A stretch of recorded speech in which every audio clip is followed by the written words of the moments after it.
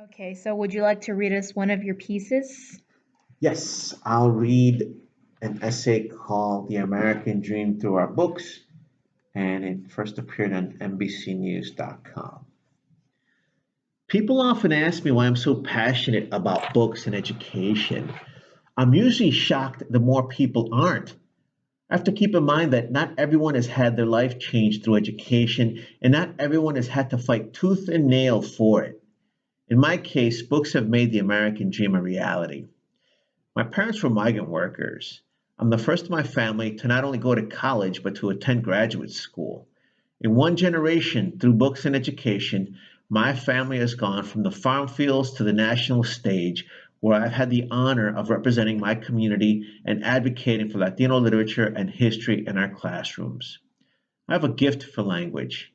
I get it from my mom. She never went to school, but she taught herself how to read. She'd keep all of our family spellbound when she told stories about her life in Mexico or in the fields or about the misadventures of family members navigating their new life in Chicago.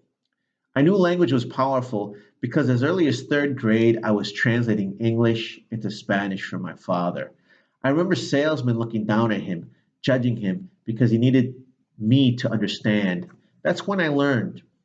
I would remind the clerk that he didn't speak Spanish, so he too needed me to make a sale. Language helped me protect my family. Language helped me defend myself. Maybe that's why I always wanted to be a writer. My first poem was published in sixth grade over the hot lunch menu touting Sloppy Joe burgers at St. David's Catholic School on the south side of Chicago. Overnight, teachers who had ignored me knew my name and would walk up to me and talk to me about my writing. Same school, same me, different universe, all from one poem. You would think that this love and fascination for reading and writing, I would have been reveling in books by and about Mexican Americans.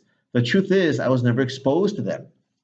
I didn't read a novel written by a Latino until I was a junior at DePaul University, taking a creative writing course with Professor Ted Anton, a graduate of the University of Iowa's Writers Workshop. He would ask me why I didn't write about my family, my story.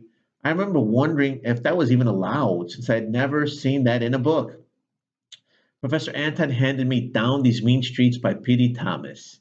That was the first book I read that switched back and forth from English to Spanish to Spanglish to slang, then back in a fast, furious, and poetic pace. It was set in the rough urban sprawl in New York that looked and smelled like the south side of Chicago. It was packed with crazy confrontations and barriers. If we can just survive the weekend, the book showed, we can get to school on Monday to keep fighting. Books are dangerous and crucially important. They make us dream big and believe we can deliver. It worked for me. In 1994, I became the first Chicano to earn a Master of Fine Arts in Creative Writing at the University of Houston's Creative Writing program. It was there I first met in person and chilled with the real life Chicano author Dagoberto Gilb when he had become the first Chicano to win the Penn Faulkner Prize, as well as a ton of other awards that year. In 1998, my first novel, The Aztec Love God, was published. That same year, I founded the group Nuestra Palabra, Latino Writers Having Their Say, to promote Latino literature and foster literacy. MP would go on to host the release of Dagoberto's book, Woodcuts of Women. But years later, in January of 2012, that book, along with Dagoberto's book, Magic of Blood, were among the 84 works confiscated from classrooms in Tucson, Arizona, after Mexican American studies had been prohibited in that state. That's when I and other members of Nuestra Palabra first became Libro Traficantes or book smugglers. During our March 2012 Libro Traficante caravan, we took banned books back into Arizona. This last week, I was part of a statewide coalition that advocated for the Tech State Board of Education to implement a Mexican American Studies elective to get more books in the hands of our youth. There were so many who shared stories about what our literature and history has meant to them and how it has changed their lives. And the first person to testify was, you guessed it, Dagoberto Gil. We went to Austin looking to implement Mexican American Studies. We came back with a Texas plan that allows us to control the content of our courses, yet still have the courses recognized and advertised as electives by the state. It also allows us to get the textbooks needed for not just Mexican American Studies, but also African American, Asian, and Native American Studies. I see this event in Texas as part of a journey, a direct route from our underground libraries and community centers to the upper echelons of the textbook publishing world with hundreds of stops in classrooms along the way. Why I'm also passionate about education and books, art changed my life. I believe that through broader imaginations, we can update the American dream for everyone.